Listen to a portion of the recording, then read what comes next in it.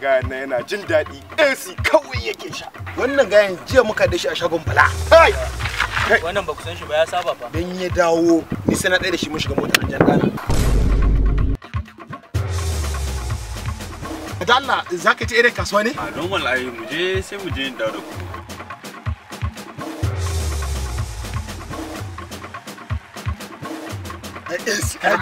Allah wallahi duniya ne ya Me wannan? Esin kenan. AC kenan. Ah, wallahi me wannan? Wallahi mutu. Gidan biredi.